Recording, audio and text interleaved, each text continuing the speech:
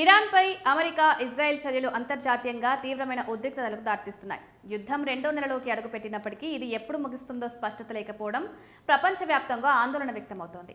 పరిస్థితులు మరింత విషమిస్తే అణుయుద్ధం ముప్పు కూడా తలెత్తవచ్చనే భయాలు పెరుగుతున్నాయి. ఈ ఉద్రిక్త పరిస్థితుల్లో అమెరికా అధ్యక్షుడు డొనాల్డ్ ట్రంప్ చేసిన హెచ్చరికలు మరింత కలవరపెడుతున్నాయి. మంగళవారంలోపు ఇరాన్ తనతో శాంతి ఒప్పందానికి రాకపోతే ఇరాన్ మొత్తాన్ని పేల్చేస్తామంటూ ఆయన ఘాటుగా హెచ్చరించారు. ముఖ్యంగా ఇరాన్లోని కీలక మౌలిక సదుపాయాలను లక్ష్యంగా చేసుకుని దాడులు జరపవచ్చని సంకేతాలిచ్చారు. ఇప్పటికే పలుమార్లు కఠిన వ్యాఖ్యలు చేసిన ట్రంప్ ఈసారి ఇచ్చిన గడువు నేపథ్యంలో ప్రపంచ దృష్టి ఈ పరిణామాలపై కేంద్రీకృతమైంది. అమెరికన్ మీడియాకు ఇచ్చిన ఇంటర్వ్యూలలో ట్రంప్ మాట్లాడుతూ రాబోయే 48 గంటలు కీలకమని, ఈ సమయంలో శాంతి ఒప్పందం కుదరకపోతే పరిస్థితి మరింత దారుణంగా మారుతుందన్నారు. ఇరాన్ ఇప్పటికే తీవ్రంగా దెబ్బతింది, ఇకపై పరిస్థితి ఇంకా దిగజారుతుంది అంటూ ఆయన వ్యాఖ్యానించారు.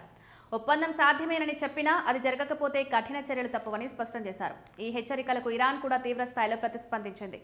ఇరాన్ పార్లమెంట్ స్పీకర్ మహ్మద్ బాఘెర్ గలీబాఫ్ మాట్లాడుతూ అమెరికా ఇలాంటి దాడులకు పాల్పడితే తాము కూడా ఇజ్రాయెల్ మరియు గల్ఫ్ దేశాల్లోని కీలక మౌలిక సదుపాయాలపై ప్రతీకార దాడులు చేస్తామని హెచ్చరించారు.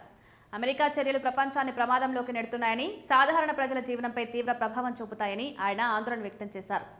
ట్రంప్ నిర్ణయాలు ఇజ్రాయెల్ ప్రధాని బెంజమిన్ నేతన్యాహు ప్రభావంలో తీసుకుంటున్నామని ఆరోపించారు.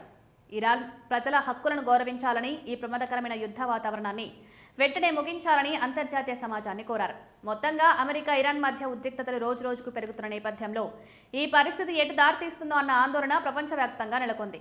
శాంతి చర్చలు ఫలించకపోతే పరిస్థితి మరింత తీవ్రమై పెద్ద స్థాయికి యుద్ధానికి దారితీసే అవకాశం ఉందని విశ్లేషకులు భావిస్తున్నారు.